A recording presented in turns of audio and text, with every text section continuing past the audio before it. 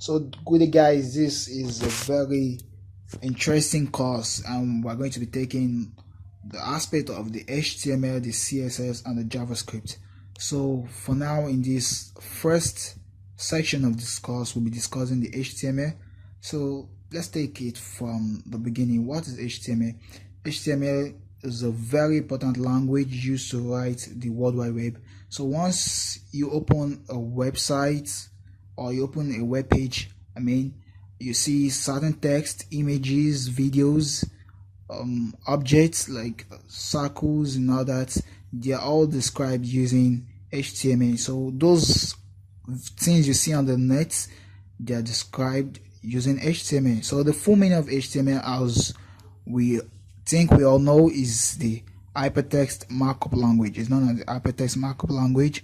So if you want to understand HTML better, you have to take the analysis of a human. So in human we have the skeleton aspect, the organs, the muscles, the ability for those muscles and organs to move, and including the skeleton to move.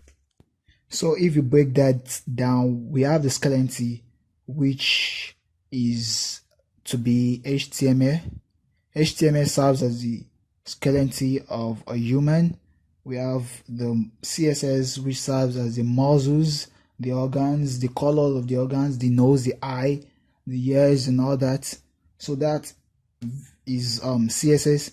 And lastly, we have the ability for those muscles, the skeletons, to move, the way we are able to move and also reflects actions of a human. So that is the JavaScript. JavaScript controls that.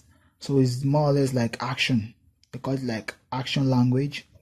So HTML is a very good language, and it is very easy to use and learn, and I do recommend every student that wants to get started into programming to learn the HTML, to learn the web.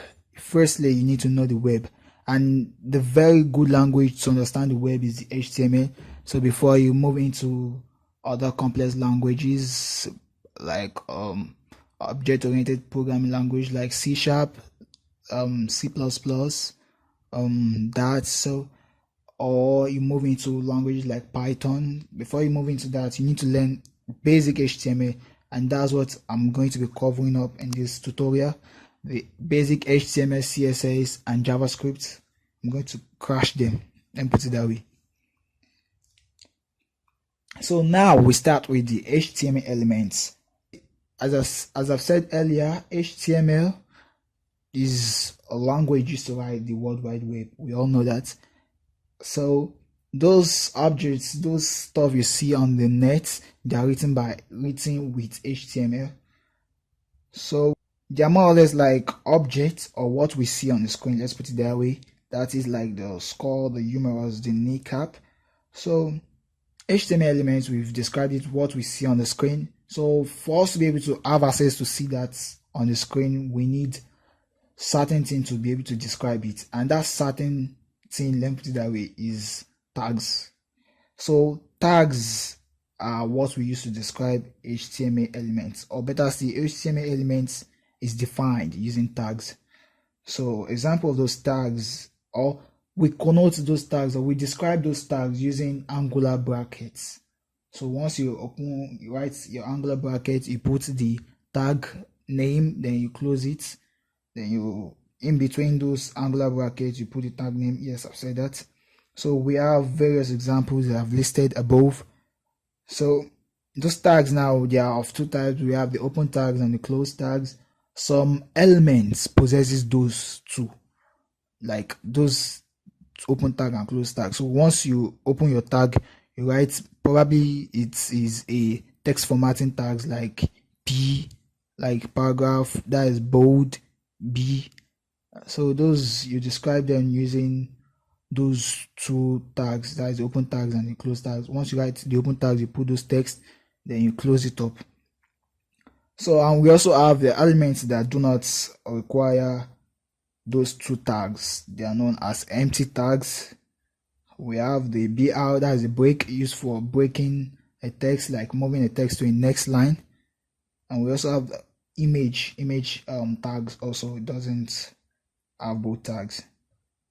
So without wasting much of our time, we enter into our course, and you know what we're going to be building. So we just have to be quick with it, and I'm very sure by the end of this tutorial you will have gained a lot, and you'll be able to design your website probably for a company, or if you have a personal project you want to work on, or you have a personal company you want to build on and you require a website. So it's a very good way to learn the basics of the World Wide Web, and it is going to be very, very interactive, and you are going to understand a lot.